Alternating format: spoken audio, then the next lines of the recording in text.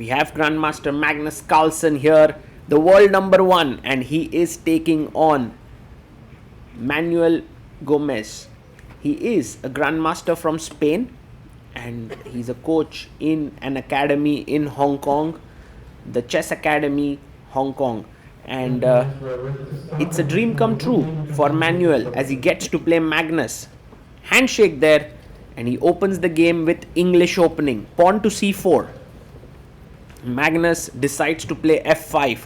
He wants to play something that's a little bit more challenging, where he can try and outwit his opponent. He plays e5, knight to c3, and bishop b4 played. We have some kind of a reversed Grand Prix here. Knight to d5 by Manuel. Magnus takes on d5, pawn takes, and quickly castles. You can see that there could be some ideas here, but it's not really happening. Like for example, if you play queen b3, I can simply go a5. d6 can be met with king h8, so it's no big deal.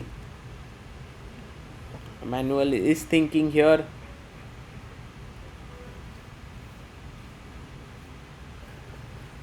He would like to play maybe a3, maybe knight f3, attacking the pawn, and if you play e4, I can go knight d4. But already he's taking quite a lot of time on this move, because the position is a bit too different, or you can say unique. He hasn't seen it before, and sometimes it's this hesitation which Magnus latches onto, feels good about. Bishop a5, brings his bishop back. Maybe now b4, bishop b6, and you can get your bishop to b2. That's possible. He brings his knight to f3 now, attacking the pawn. Pawn comes up to d6. Magnus here having a very strong center. Manuel has castled. And once again, a question whether you would play d3, d4. Possibilities do exist. He plays d4, e4 pushed. And now the knight has to move, but where? Knight g5 looks like a great move, because knight e6 is possible. He does play knight e6, bishop takes, pawn takes, and he would like to push the pawn to d5 next, when he would have a very strong position, but d5 by black. And now f3 played by white, trying to break the center. Maybe better here was a move like b4 and a4, trying to grab space on the queen side, but f3, queen d6, he takes on e4, knight jumps into e4, and now all of a sudden the e6 pawn is hanging and you can't save it. Yes, white has the bishop pair. He can play bishop f4 and bishop takes c7. It doesn't work. The bishop is already protecting c7.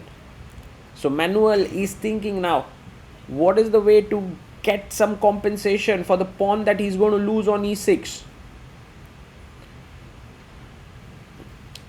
Not so simple when you're facing Magnus. You're already a bit stressed. Now you've gotten not a great position out of the opening. Magnus showing that, you know, he doesn't need too much time to beat grandmasters. He's taken just 20 seconds. That's incredible. Manuel is thinking of what's the best way to pose some problems. Maybe it's queen b3. He goes bishop f4, queen takes e6, queen comes to c2, attacking the pawn on c7. It's not really hanging. Magnus goes c6.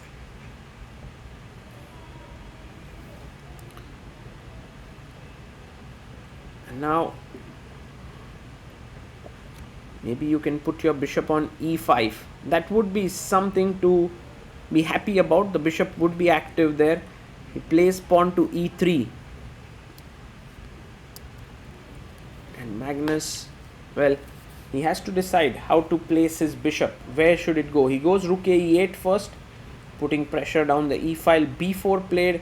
Bishop comes to d8, so that he can bring his bishop to g5 to trade it off, or even just bishop f6. Manuel goes bishop e5, but now bishop to g5 seems like a strong idea, attacking the e3 pawn. Magnus has 2 minutes 20 seconds while Manuel is down to 15 seconds.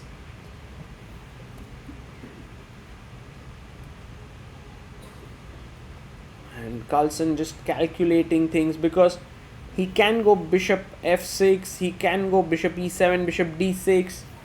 He can trade the pieces in many different ways. He goes bishop g5, attacking e3, queen b3 played, and knight d2. There's a fork that comes in, queen to d3, Magnus picks up the knight, rook takes, and g6 played.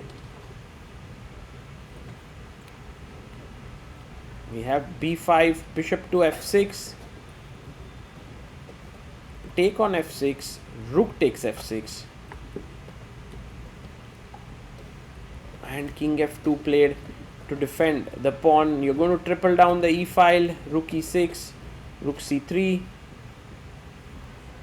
Magnus has 2 minutes on the clock, while Manuel is down to last few seconds, 11 seconds left. And now comes the conversion bit, which is always a bit tricky. Maybe queen f6 with the idea of rook e3, queen e3, rook e3, rook e3, queen d4. He goes queen f6, queen comes back to d2, rook e7, queen b2 played. And now g5 maybe. Yes, pushes the pawn. Bishop g2, f4, opening up the king completely. It was a nice thing where Magnus consolidated his pieces, and once that happened, he opens up the position again. If you take, rook e2 is coming, f4 is hanging, he takes, and well, queen takes d4 is the simplest way, king g3, but he loses on time. Magnus Carlsen wins with 1 minute 41 seconds on the clock. That was a dominating display, but that's the thing when you play Magnus, it's never easy, you know. And Manuel, well, he tried his best in the opening, and this is a game that he's sure to remember forever. Freedom begins with a choice. In 2008, we made ours. Freedom knows no borders. Step by step, we became part of the global financial system. In 2019, we went public on NASDAQ. In 2024, we built a digital ecosystem. Fintech, lifestyle, telecom, everything comes together in one unified digital space. Today, freedom is a system that shapes markets. $2 billion in annual revenue, $9.3 billion market capitalization, 11 million customers, 11,300 plus employees, 230 offices worldwide. Freedom begins with a choice, and every day we make it again. Freedom Holding Corp. One ecosystem, many possibilities.